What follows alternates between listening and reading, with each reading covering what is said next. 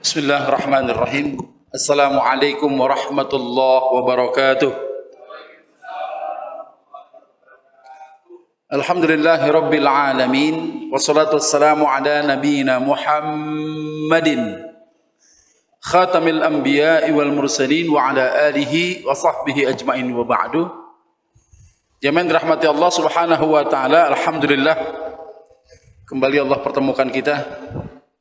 Mudah-mudahan menjadi wasilah di mana Allah Subhanahu wa taala senantiasa curahkan berkah dan rahmatnya kepada kita sekalian. Allah berkahi kita di bulan Rajab, bulan Sya'ban, wa balighna Ramadan insyaallah. Semoga kita dipertemukan oleh Allah Subhanahu wa taala masuk kepada bulan Ramadan, dan saya turut mendoakan semoga kita semua diberikan kesehatan oleh Allah Subhanahu wa taala. Sehat wal afiat, Allah mudahkan segala urusan-urusan kita, Allah tetapkan keistiqomahan kita insyaallah. Baik, hari ini kita akan bahas kaidah antara lupa, ragu-ragu dan gak sengaja. Untuk itu mari kita buka dengan membaca kalimatul basmalah. Bismillahirrahmanirrahim. Agama kita yang dibawa oleh Rasulullah sallallahu alaihi wasallam mengandung syariat antara perintah dan larangan. Hukum-hukum yang terkait dengan perintah dan larangan itu sifatnya memaksa tuh. Ya, jadi hukum-hukum yang Allah turunkan kepada kita sifatnya memaksa. Bagi siapa? Bagi mereka yang memenuhi syarat sebagai seorang yang mukallaf. Dia muslim, dia baligh, dia berakal. Maka orang yang sudah mukallaf dibebankan hukum-hukum taklifi, halal, haram, wajib, sunnah, makruh, mubah. Kalau ada di antara kita orang yang sudah mukallaf, kalau dia melakukan hal yang diperintahkan oleh Allah Subhanahu wa taala, maka tercatat pahala baginya. Kalau ada di antara kita yang mengerjakan kemaksiatan berupa larangan, maka di situ tercatat perbuatan dosa itu. Dan bagaimana Allah Subhanahu wa taala perintahkan kita, fattaqullah mastata'tum. Bertakwalah kalian kepada Allah dengan segenap kemampuan kalian. Urusan mampunya kita itu nggak bisa disamain, Bang. Mampunya antum begitu, mampunya ana begini, itu berbeda. Ya, nah hal-hal yang menyangkut masalah hukum syariat yang tadinya bersifat memaksa, kadangkala sesuatu yang memaksa ini ya ada keringanan, ada rukhsah pada saat manusia berada di dalam kondisi di luar batas kemampuan dia. Ya, karenanya Islam itu agama yang sesuai dengan fitrah manusia. Ketika manusia nggak pernah lepas daripada sifat lupa, ada ragu-ragu di dalam dadanya. Kadangkala kita melakukan sesuatu yang enggak sengaja, maka keadaan-keadaan itu kita berada dalam kondisi manusia di luar batas kemampuan kita. Makanya kalau ada perintah dan larangan di mana manusia dihadapkan dengan kondisi yang dia tidak mampu, maka di situ ada rukhsah, ada keringanan. Karenanya bagaimana Allah tegaskan di dalam Al-Quran, a'udzubillahi minasyaitonirrajim, la yukallifullahu nafsan illa wus'aha. Allah tidak membebani seseorang. Ya, seseorang ini siapa? Orang yang sudah mukallaf. Dibebankan dengan apa? Hukum-hukum taklifi, yang wajib, yang sunnah, yang makruh, yang mubah, halal, haram. Illa wus'aha, kecuali dengan kemampuan dia. Nah, hari ini kita akan banyak belajar di mana kondisi setiap kita akan mengalami hal yang nggak mungkin kita berlepas daripada keadaan itu. Kita ngalamin lupa, ngalamin ragu-ragu, ngalamin juga kadang-kala melakukan satu perbuatan kita yang nggak sengaja. Dalam satu hadis, bagaimana Rasulullah Sallallahu Alaihi Wasallam beliau bersabda, Innallaha tajawazali an ummati. Sesungguhnya Allah Subhanahu wa taala telah memaafkan kesalahan-kesalahan umatku. Yang pertama apa? Al khata. Kalau ada orang yang melakukan satu perbuatan kagak sengaja dia tuh, Ada orang melakukan yang kedua apa? Wan nisyan, karena dasarnya dia lupa. Wa mastukrihu alai, termasuk mereka yang melakukan satu perbuatan karena dipaksa. Ya, ini kan orang ngalamin satu keadaan yang dia nggak bisa milih. Lupa tuh sifat manusia, nggak direkayasa lupanya. Ya, cemas itu ada dalam dada kita, itu kerjaan setan itu, nguji kita sekalian. Ya, bahkan dalam hadis yang lain Nabi sampaikan apa?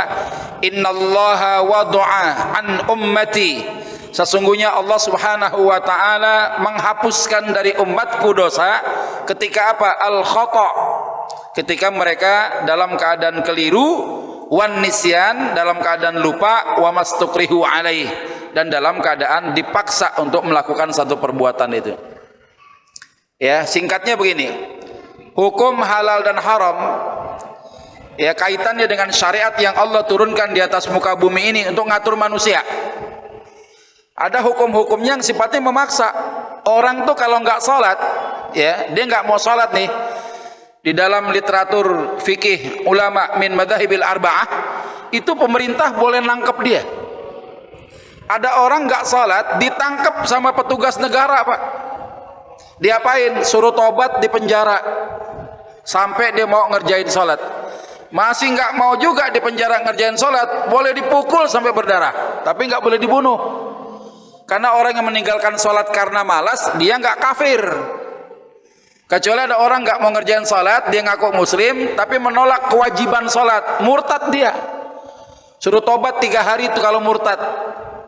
Kalau masih nggak mau tobat juga, 3 hari di penjara, faktuluh, penggal kepalanya oleh pengadilan.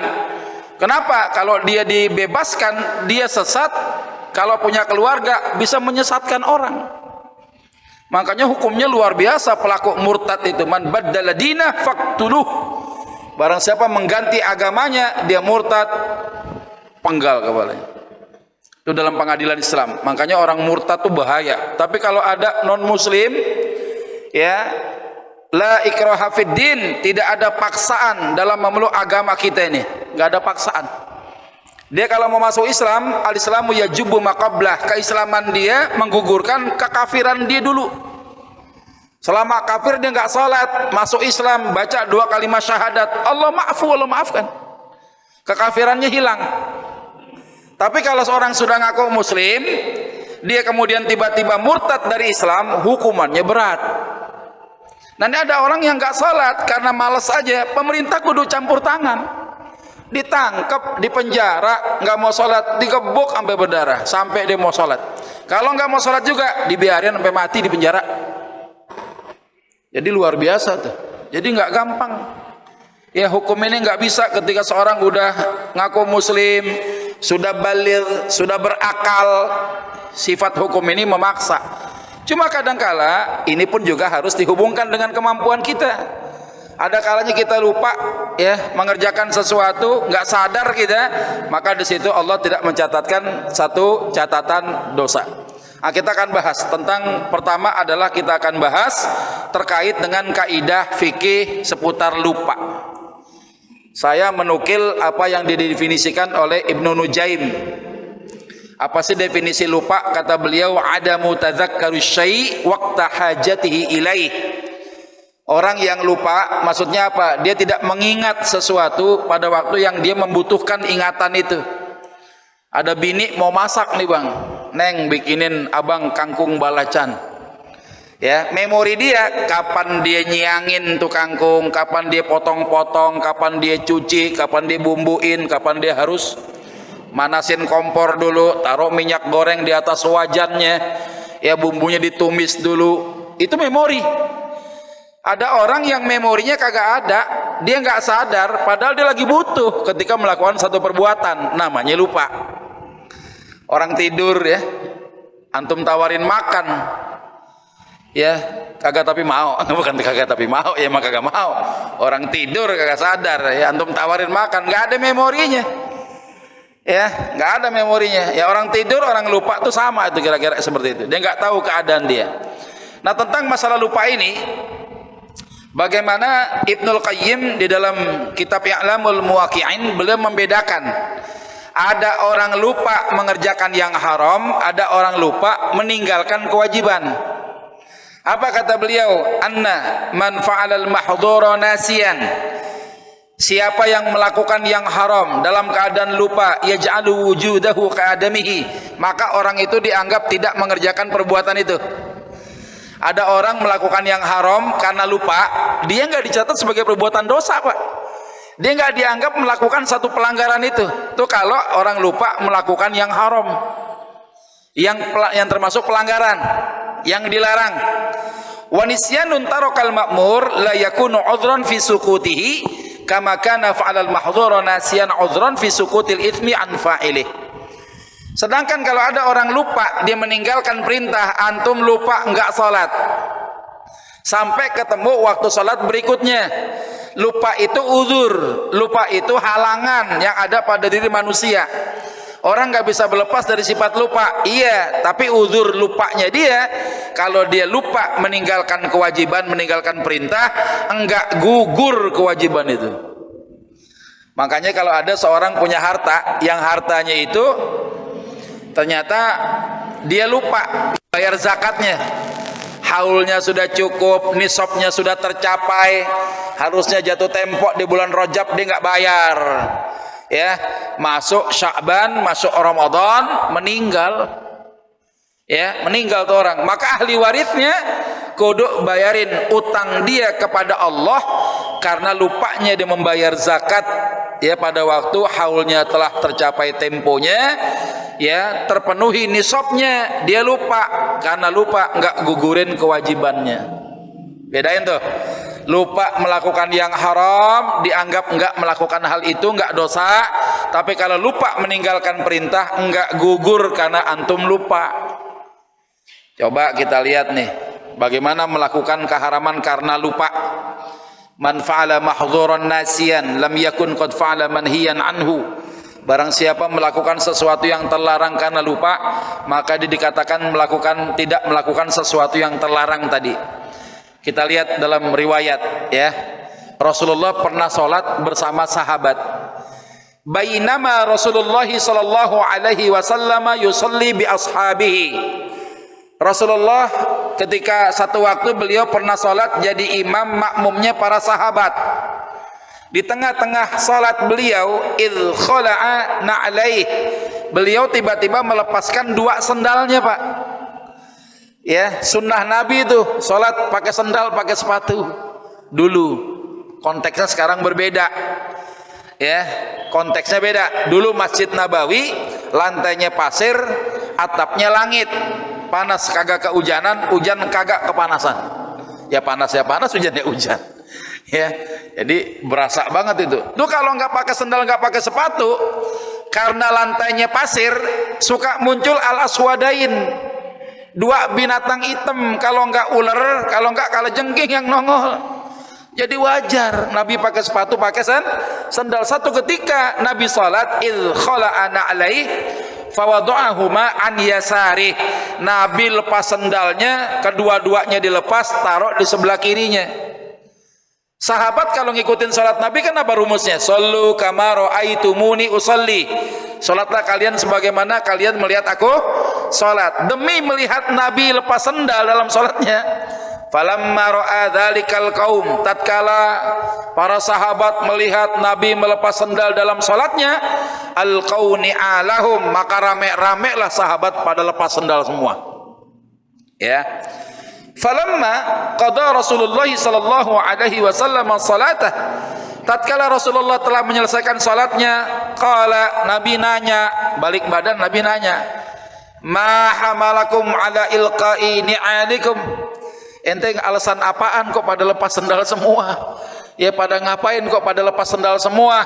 Qalu, sahabat menjawab, ra'ainaka alqaitana alaik falqaina ni'alana ya Rasulullah. Kami lihat engkau lepas sendal tadi itu ya Rasul, maka kami semua lepas sendal juga semua. Ya, ini sahabat nggak tahu nih alasan Nabi lepas sendal kenapa. Akhirnya Nabi terangin apa? Inna Jibril, sesungguhnya Jibril alaihissalam atani, datang kepadaku, fa akhbaroni, mengabarkan kepadaku, anna fihima qadaron, sesungguhnya sendal yang aku pakai ada najisnya. Kita tahu dong, salah satu syarat sah salat kita kudu suci badan, suci pakaian, suci tempat. Kalau ada pakaian yang kita pakai ngandung najis, sah nggak sholatnya? Nggak sah. Tapi nggak tahu, Nabi nggak tahu, dikabarin sama malaikat Jibril. Nah kita kalau nggak sadar baju kita kena najis, yang ngasih tahu siapa? Malaikat Israel, bukan malaikat Jibril. Ya, nggak ada yang ngasih tahu. Jadi kalau ada orang kagak tahu, nggak sadar, dia sholat bajunya kena najis, dimaafkan oleh Allah, sholatnya tetap sah. Sekalipun nanti selesai sholat antum tiba-tiba baru sadar bahwa baju antum kena najis, sholat yang tadi sah nggak perlu diulang lagi. Kenapa? Karena kita kagak tahu. Gitu kira-kira. Ya, ini mau masuk Ramadan sebentar lagi nih. Apa kata Nabi? Man nasiya wa huwa shaim, barang siapa yang dia lupa padahal lagi puasa. 3 hari pertama Ramadan jet lag. Apa jet lag tuh? Masih belum bisa nyesuaiin kalau hari itu dia kudu puasa, padahal sahurnya 2 piring mentung bang. Pagi-pagi dimakan lagi, ya dibuka tudung saji di meja makannya, dia makan sepiring lagi tuh nasi, sambelnya sambal setan level 20. Ya, pas lagi kepedesan begitu, baru inget dia, kenapa lagi puasa. Ya, makan doang kagak minum. Kenapa? Pas mau minum inget lagi puasa. Ini ada orang puasa, dia lupa bahwa dirinya sedang puasa, fa'akala au syariba, tiba-tiba dia makan, dia minum. Ya, ini bukan gak sengaja, dia lupa lagi puasa, makan minum. Jangankan orang lagi puasa memakan yang sifatnya makanan, yang ketelan bukan makanan saja, itu batal, Pak. Makanya orang puasa tidur bisa membatalkan puasa. Tidur yang bagaimana? Tidur telentang, batal puasa, Pak. Kenapa tidur sambil nelentang, tangnya ditelen? Ya jangankan tang ditelen, gunduk kelolodan juga batal udah. Ya, jadi kalau ada orang pakai motor gitu, siang-siang Ramadan dia lagi puasa, lupa pakai masker, dia nguap senguap-nguapnya ngantuk, Pak. Tiba-tiba ketelen apa, tawon Vespa ketelen. Ya tawon Vespa ketelen ya, nyengat aja udah kayak apaan tuh badan. Ini masuk ke mulut, udah di mulut masuk ke tenggorokan. Walaupun yang ketelen bukan makanan, puasa kita batal. Yang tadi tuh nanti ada sifat yang nggak sengaja, yang ini lupa. Ini orang lupa, bukan nggak sengaja.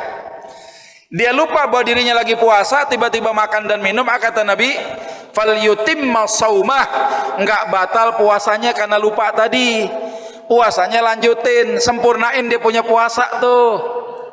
Ya, kenapa alasannya begitu? Ya dia lupa, kagak tahu, maka dia dianggap tidak melakukan hal yang membatalkan tadi. Nah sekarang dikiaskan, kalau ada laki perempuan suami istri jima siang-siang bulan Ramadan, syaratnya apa? Dua-duanya kudu lupa. Jangan yang satu lupa, yang satu pura-pura lupa. Ya, kalau yang satu pura-pura lupa, nggak bisa. Dua-duanya lupa kalau mereka lagi puasa. Akhirnya berjima siang-siang bulan Ramadan, baru sadar udah kelar. Apa kata si istri? Bang, kita puasa bang. Ya kata si abang, sabar dan neng ya. Sabar gimana bang? Udah kelar gitu kan? Ya udah kelar, abang baru bilang sabar. Kemarin kemana aja? Abang kadang-kadang juga katanya. Ya maka berdasarkan hadis ini nggak batal dia punya puasa kalau dua-duanya lupa. Fal yutimma shaumah, lanjutin dia punya puasa. Yang tadi itu hadas besar. Dia kudu mandi wajib, mandi janabat. Puasanya nggak batal, nggak perlu mengqadha, ya nggak perlu ada kifarah 2 bulan berturut-turut. Kenapa? Karena lu lupa. Syaratnya apa? Yang satu sama orang yang kedua sama-sama lupa. Jangan sampai ada salah satu pasangan yang pura-pura lupa. Kalau yang pura-pura lupa ini yang kena nih. Dia punya kewajiban ngingetin yang lupa, ya.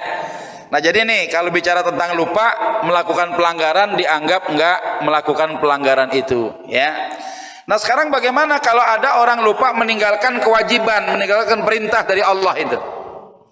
Qala Rasulullah sallallahu alaihi wasallam, man nasiya shalah, barang siapa yang lupa dia tidak mengerjakan salat, falyusalli idza dzakaraha, maka dia kudu salat pada saat dia ingat. Ya, saking sibuknya kita kejar kerjaan borongan, Bang, yang punya rumah pengen bener-bener kelar. Ya kita asik kerja kayak robot udah, ya. Sampai zuhur nggak kedengeran, makan aja belum. Ketemu asar baru sadar, iya tadi belum sholat zuhur. Nah lupanya dia itu nggak gugurin kewajiban gara-gara dia lupa nggak sholat. Falyusalli idza dzakaraha, maka sholatlah ketika dia ingat. La kaffarata illa dzalik, nggak ada kafarohnya kecuali dia ngerjain yang ditinggal tadi karena lupa. Ya, jadi kalau antum melihat hadis ini, orang yang lupa meninggalkan sholat saja tuh uzur, Pak, enggak gugurin kewajiban. Apalagi zaman muda dulu antum tuh, kita semua nih, ya, zaman jahiliyahnya kita dulu ninggalin sholat tanpa ada uzur syar'i, enggak cukup tobat ame Allah, Pak, dikodok itu, ya, sholat yang bertahun-tahun kita enggak kerjain dikodok, diganti. Banyakin sholat sunnah aja Ustadz. Sholat sunnah buat menyempurnakan sunnah dalam sholat wajib. Khusyuk dalam sholat itu sunnah. Imam baca Quran, suaranya Masya Allah, kita mentadaburi bacaan Quran imam, namanya khusyuk. Ada orang imam lagi baca Quran, baca surah, kita nggak mentadaburi, kita nggak mendapatkan sunnah khusyuk dalam sholat. Nah sholat sunnah rawatib itu menyempurnakan kesunahan yang hilang, bukan nambel sholat wajib yang bolong-bolong, bukan. Kerjain udah. Nabi aja berjihad, bela agama, melawan orang musyrik, meninggalkan 4 waktu sholat. Zuhur enggak ngerjain, asar kagak, maghrib enggak, dikerjainnya di waktu isya. Padahal Nabi baru saja pulang berjihad di medan perang, enggak menggugurkan kewajiban sholat beliau, dikerjain. Apalagi antum jihad kagak, ya ngapa-ngapain kagak, sholat berani ditinggal. Yang lupa saja wajib untuk menggantikan sholat itu, termasuk orang yang tanpa uzur pun juga bebannya harusnya lebih kuat untuk wajib mengerjakan ganti kodok sholat itu. Nah jadi kalau ada orang yang dia lupa tidak melakukan satu kewajiban, lupanya dia enggak meninggalkan perintah, enggak menghilangkan, menggugurkan perintah karena dia lupa. Ini terkait dengan lupa ini biasanya kita ngalamin. Lagi sholat, lupa, tertinggal bagian-bagian sholat. Ada rukun, ada sunnah. Sunnahnya dibagi 2, sunnah ab'ad dengan sunnah hay'ah. Ini ada yang lupa nih. Kalau yang lupa tertinggal rukun, salah satu rukun sholat apa? Baca surah Al-Fatihah. La salata liman lam yaqra bi Fatihatil kitab.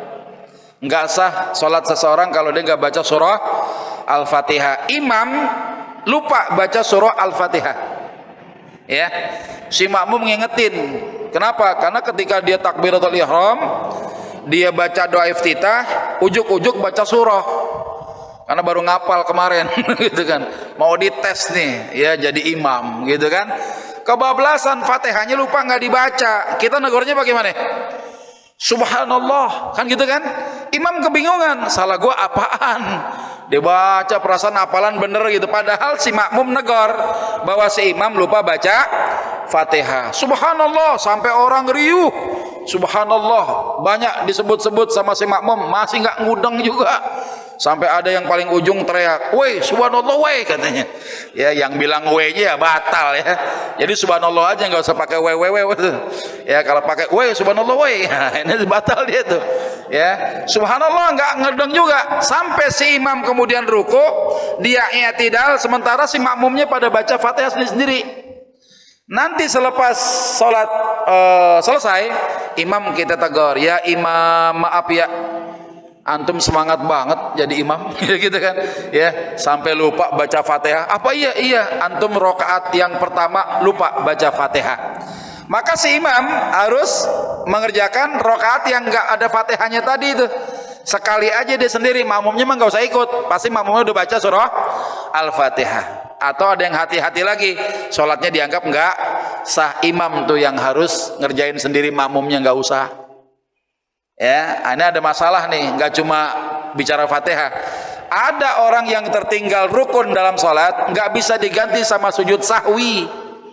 Rukun sholat tertinggal nggak bisa diganti sama sujud sahwi, dia kudu ngerjain.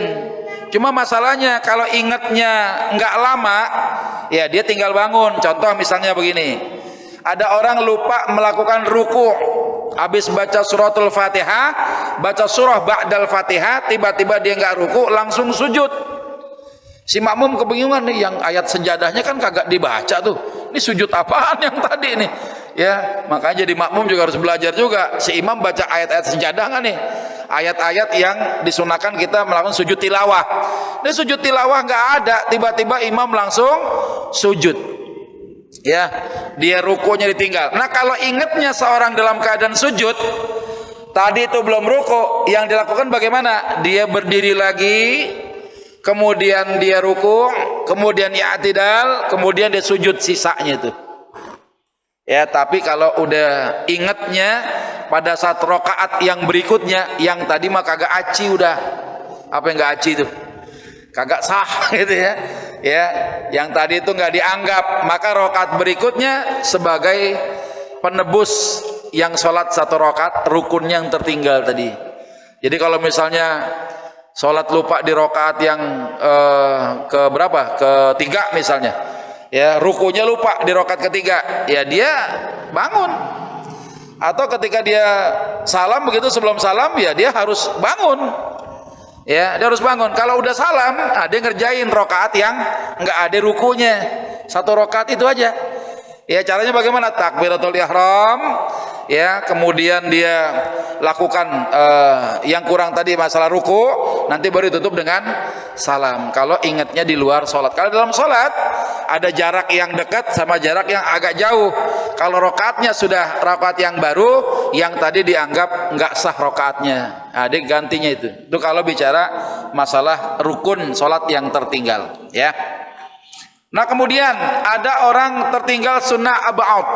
Sunnah ab'ad ini untuk kalangan mazhab Syafi'iyah itu kalau tertinggal ditebus sama sujud sahwi. Tapi sujud sahwinya nggak wajib, sunnah aja. Ya. Apa kira-kira contoh sunnah ab'ad ini? Ulama Asy-Syafi'iyah memasukkan yang pertama adalah tasyahud awal. Tasyahud awal ini ada berapa kesunahan yang kita kerjain. Pertama adalah duduknya, yang kedua lafaz tasyahudnya, yang ketiga bacaan sholawat atas Nabi setelah kita baca syahadat Rasul. Kalau ada orang di rakaat yang kedua dia kagak duduk, tiba-tiba langsung bangun lagi, ya lupa dia, maka nggak perlu diapain, nggak perlu diulang, ya, tapi ditebus dengan sujud sahwi. Itu sunnah ab'ad namanya. Kalau antum nggak mengerjakan sunnah ab'ad itu ibarat sholat badan nggak ada kaki, nggak ada tangan, cacat. Ya, nah apalagi sunnah ab'ad ini. Yang kedua, sholawat buat keluarga Nabi pada tasyahud akhir. Allahumma salli ala sayyidina Muhammad wa ala ali sayyidina Muhammad. Menyebutkan wa ala ali sayyidina Muhammad.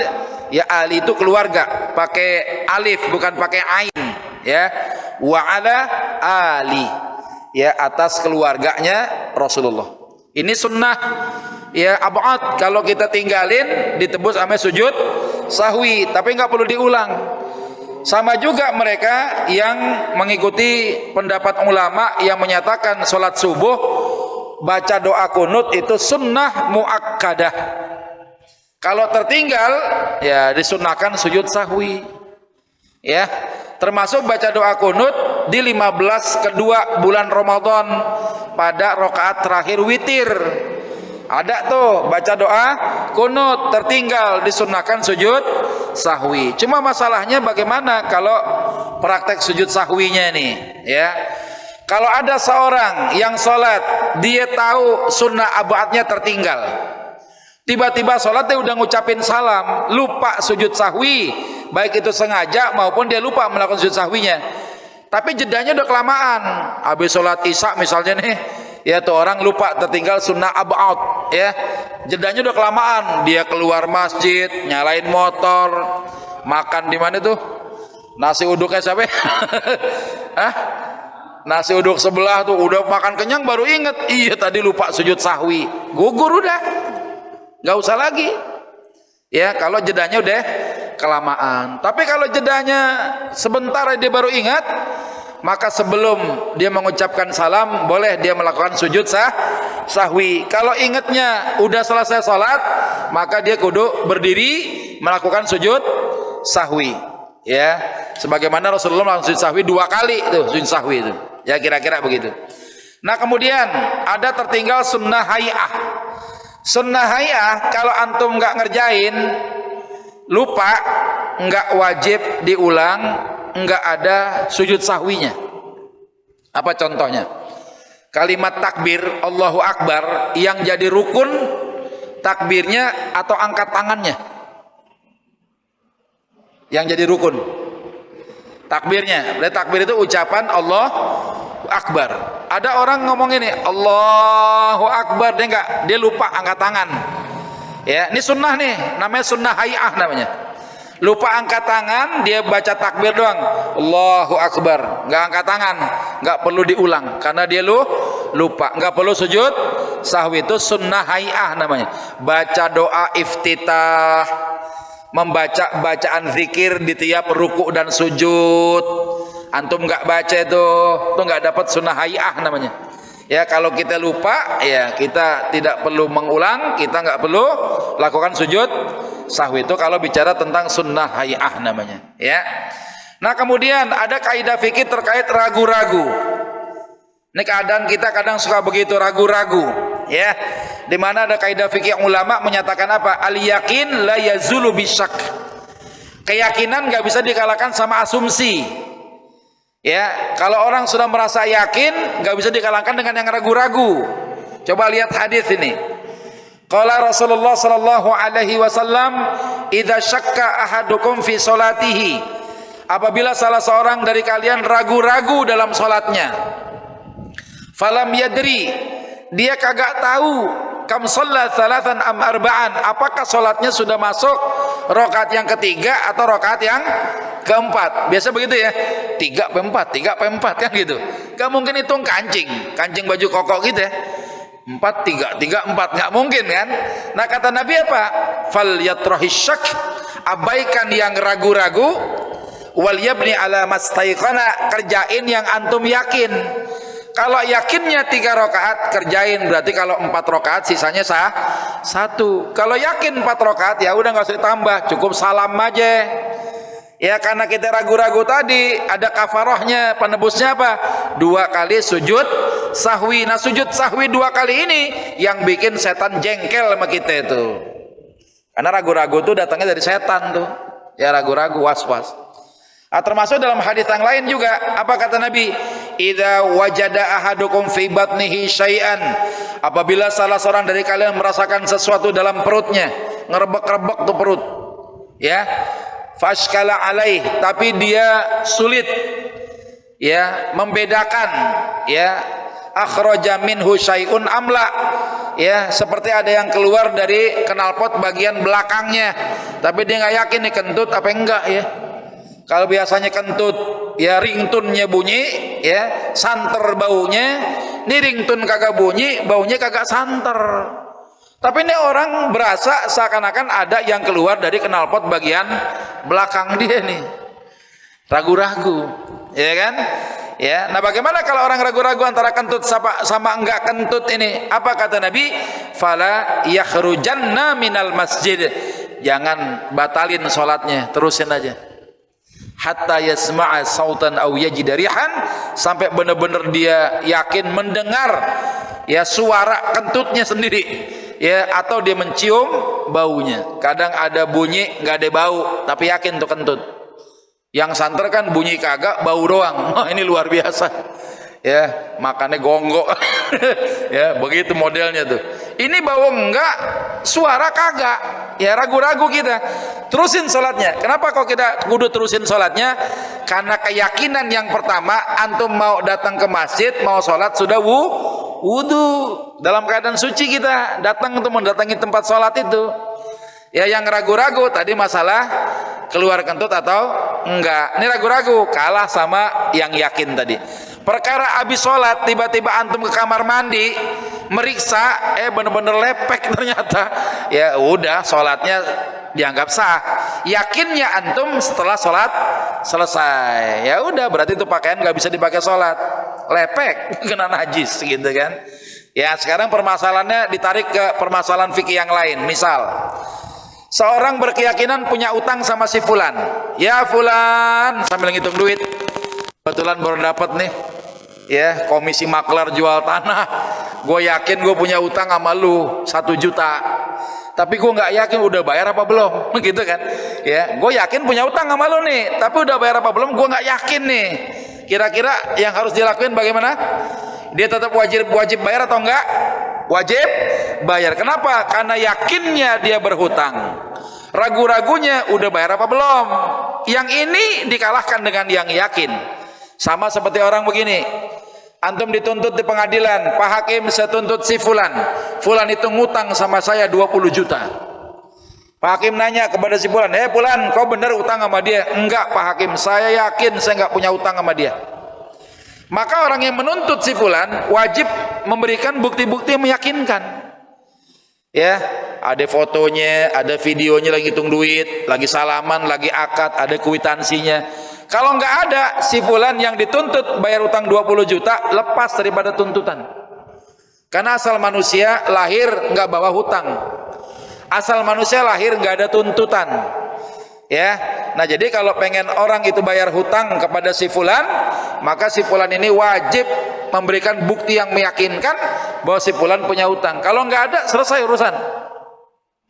Ya, selesai ini. Nah, apalagi ada orang sarapan nasi uduk, telur balado, pakai kancing lepisnya 5. Udah selesai makan, dia muji-muji yang dagang nasi uduk, "Pok, ini mah nasi uduk ajib udah. Ya, ini kudu dibikin viral di medsos nasi uduk," katanya.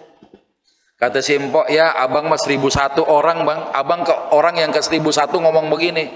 Habis ngomong begitu dia ngeloyor pergi, Pak. Belum bayar. Dipanggil sama yang punya warung nasi uduk. "Bang, sini dulu." "Apa lagi sih, Pok? Pokoknya ajib nasi uduk." "Ya urusan ajib mah udah biasa, Bang, orang ngomong begitu. Cuma abang belum bayar. Yang tadi abang makan tuh." Kata yang makan nasi uduk apa? "Ya, apa iya sebelum bayar?" "Ya, abang yakinnya apa? Abang yakin nggak makan nasi uduk saya tadi?" "Oh, yakin." Berapa piring?" "Sepiring, Pok, cuma mentung piringnya." Ya, enak banget. Nah, karena abang udah makan nasi uduk saya, abang belum bayar. Nah, keraguan dia kalah sama yang yakin tadi, dia kudu bayar karena yakinnya dia makan. Ya, bukan belum bayarnya ragu, gitu ya. Apalagi contohnya, ada istri ditinggal pergi sama suami cari nafkah, 20 tahun nggak balik. Tiba-tiba tetangga sebelahnya kepincut sama nih perempuan. "Pok, yang namanya perempuan punya laki, Pok. Apa enaknya hidup puluhan tahun nggak ada lakinya, Pok. Sama saya aja udah." "Bang, saya bukan nggak punya laki, Bang. Laki saya ada." "Mana saya nggak pernah lihat. Laki saya pergi cari nafkah ke kota 20 tahun nggak balik." "Terus gimana, Pok? 20 tahun nggak balik? Udah Pok nikah sama saya aja dah." "Oh, nggak bisa, Bang. Saya punya laki." "Pok, 20 tahun nggak balik-balik, laki Pok paling mati," gitu katanya. Itu pun juga mendingan kalau mati. Kalau Pok ketemu udah kawin lagi gimana katanya. "Udah Pok sama saya aja dah, kawin sama saya. Biar dikata tua, udah pensiun lama, kontrakan saya 100 pintu," katanya. "Ya, saya kasih uang belanja 20 juta sebulan. Mau nggak, Pok?" Boleh nggak dinikahin tuh?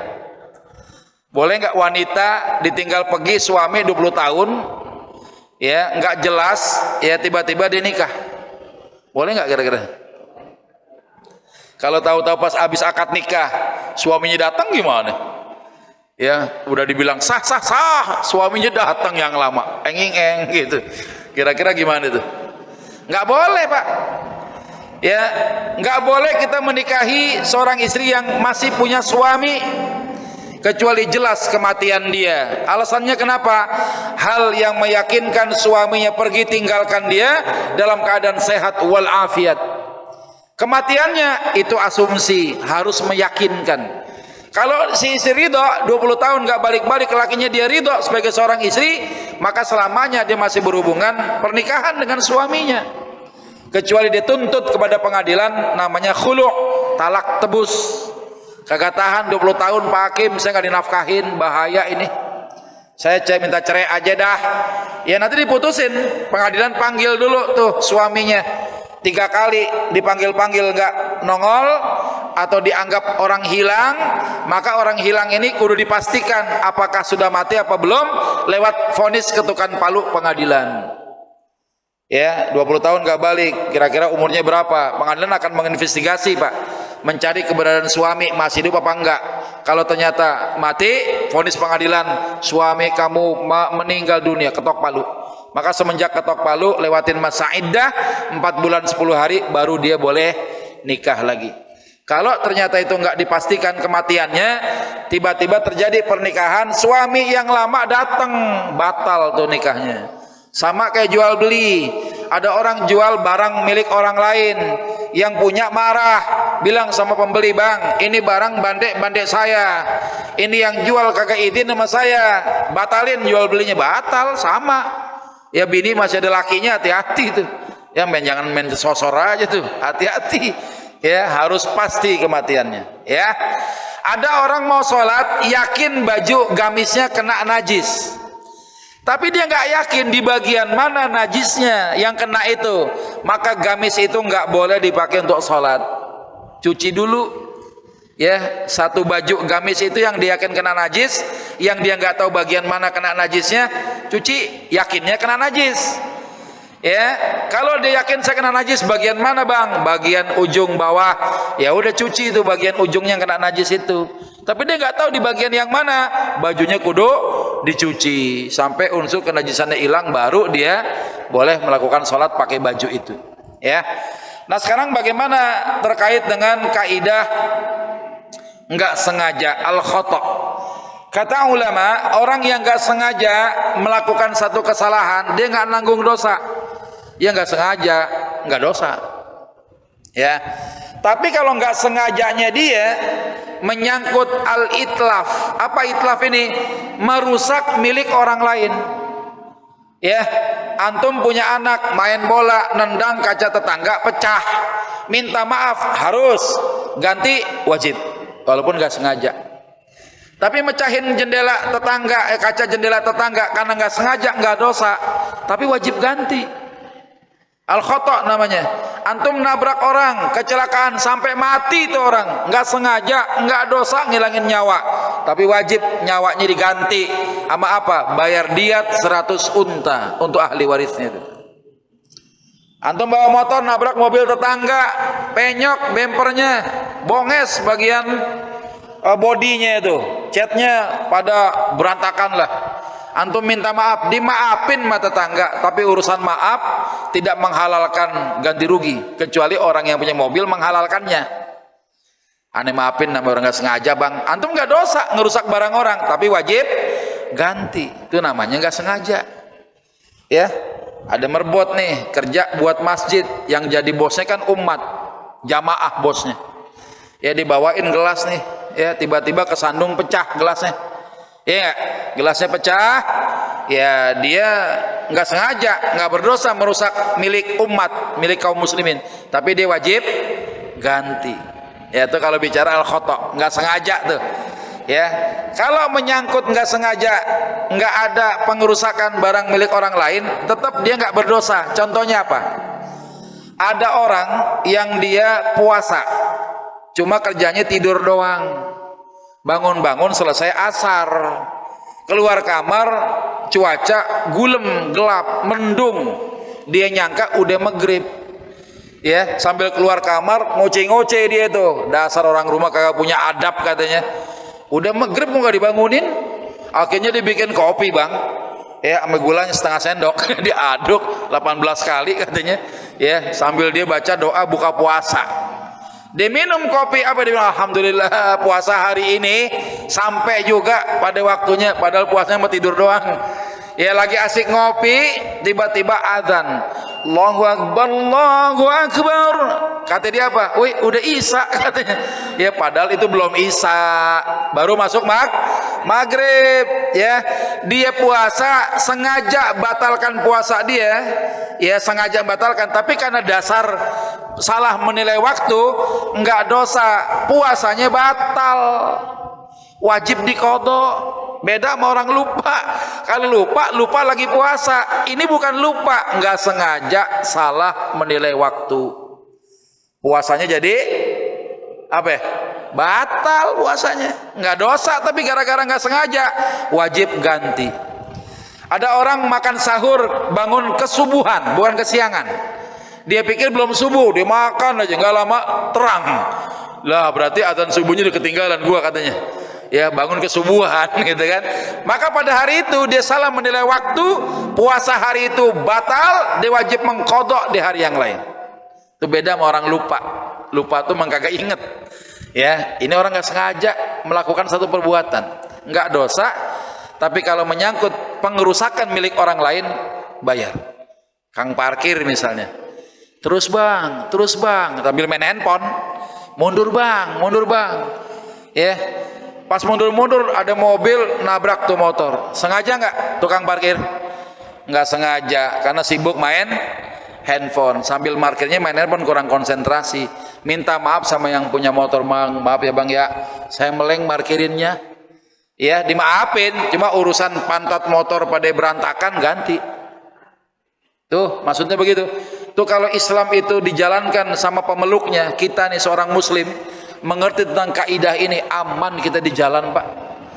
Antum bawa mobil kenceng bawahnya, ada bekas genangan air hujan, tiba-tiba tuh genangan air hujan nyipret kena tukang gemblong, tuh gemblong basah, udah pakai gulanya emang begitu warnanya, ditambah campur air genangan, makin kereng warnanya.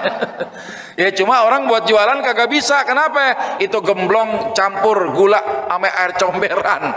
Antum yang ngerjain begitu wajib ganti pak. Turun dari mobil, antum minta maaf dulu, maaf ya pok ya, ngemblong empok jadi berantakan begini, saya minta maaf, insya Allah saya ganti pok. Berapa kira-kira kalau gemblong ini kena, saya borong semuanya, saya ganti. Harus begitu. Tuh kalau Islam kayak begitu, pemeluknya Masya Allah, di jalan kita sopan. Mau ngerokok aja di jalan nih sambil bawa motor, sekalipun antum hebat, ya tangan megang handphone, di sini mulut rokok, yang ini ngegas, ya itu orang ibarat punya nyawa rangkap 5 nyawanya. Tapi kalau dia pahami kaidah tentang ini, dia nggak mau, dia ngerokok, tiba-tiba mentil itunya, apinya kena gamis orang, bolong gamisnya, bayar dia bang, ganti gamisnya. Tuh kalau dia nyadarin kayak begitu, aku nggak sengaja, iya yang nggak sengaja jangan lu bikin-bikin, jangan ngadi-ngadi katanya. Ya lu jangan ngadi-ngadi di jalanan. Kenapa? Nggak sengaja lu nabrak orang, lu bayar. Ya nggak sengaja kita ketiduran nabrak warung orang, berantakan tuh gerobak dagangan, lu bayar. Kenapa? Walaupun nggak sengaja, nggak dosa, itu nggak dosa. Tapi kalau sengaja ngerusak barang orang ya dosa. Sengaja ganti, nggak sengaja juga ganti. Ya itu kalau ngerusak barang orang lain. Itu kalau Islam dijalankan, masya Allah, kita pasti hati-hati. Mau jalan kenceng hati-hati. Mau ngapain kita mau jawab handphone sambil nyetir juga ngeri-ngeri sedap. Kenapa? Kalau kita nabrak orang, ya merusak barang orang lain, akhirnya kena ganti juga. Kan begitu masalahnya. Ya berhati-hati banget. Nah ini insya Allah memahami dengan kaidah lupa, ragu-ragu dan gak sengaja, kita tambah ilmu kita, semakin meningkat insya Allah amalan kita dari hari ke hari di hadapan Allah. Inilah insya Allah bisa menyempurnakan pahala amalan ibadah kita di hadapan Allah Subhanahu wa ta'ala. Baik, sebelum ditutup ada pertanyaan silakan. Ya. Waalaikumsalam warahmatullahi wabarakatuh.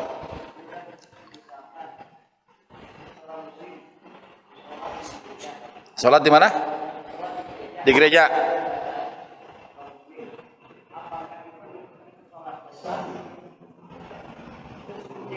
Ya. Ada seorang muslim sholat di tempat ibadah umat lain. Ya. Bagaimana hukumnya?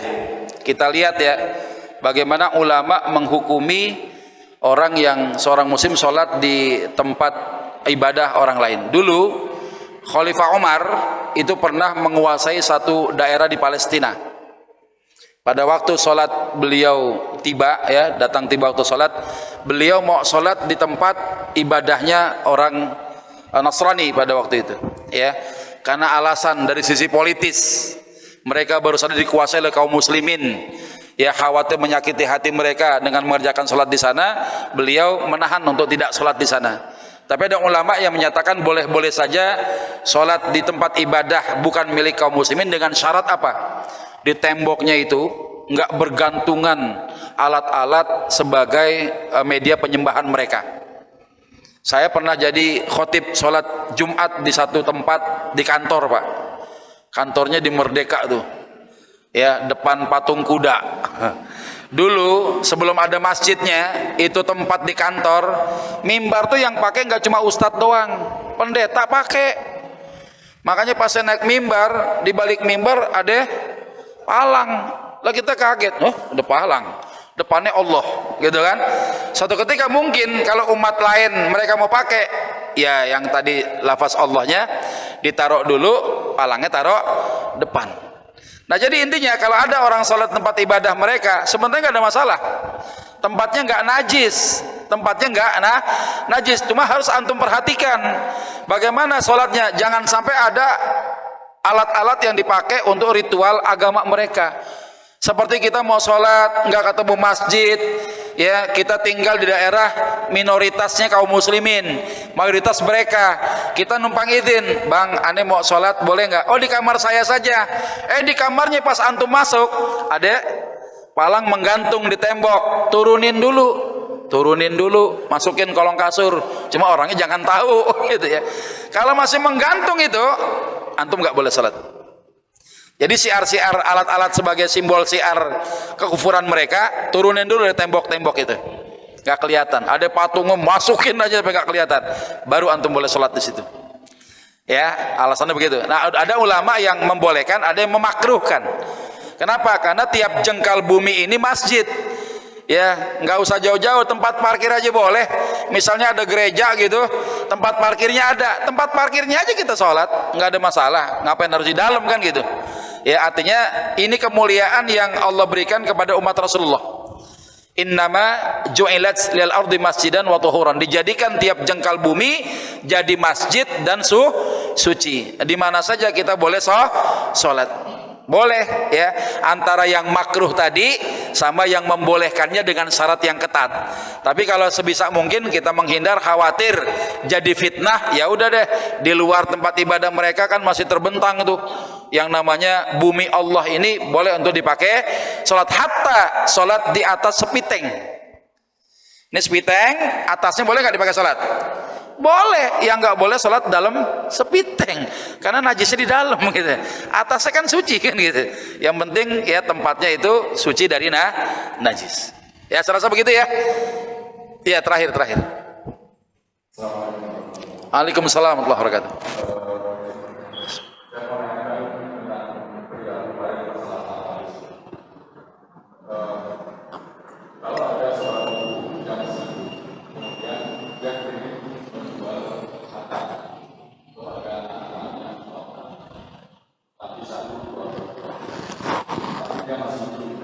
Ya.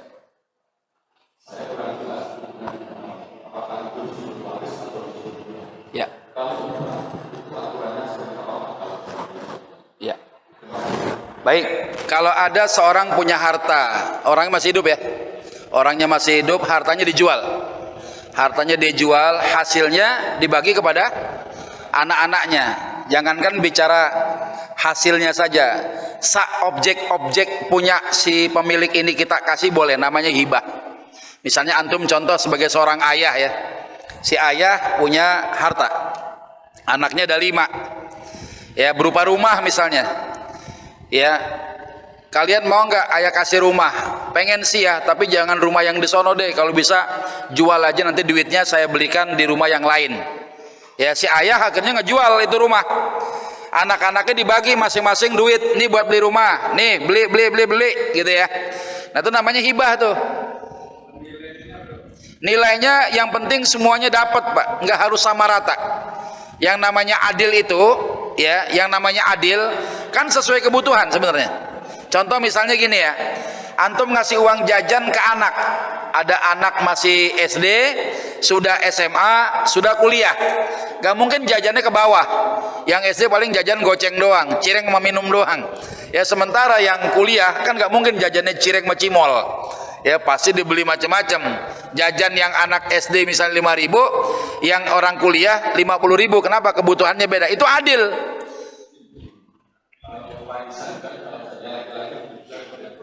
Ya, yang nggak ada urusan. Hibah itu tergantung antum yang ngasih mau kemana, kepada siapa, besarannya berapa. Yang penting kalau punya anak lebih daripada satu harus adil. Adilnya bagaimana? Kebagian semua. Anak 3 dikasih rumah, 3-3-nya dapat rumah. Jangan 2 dikasih 1 kagak, berantem pak.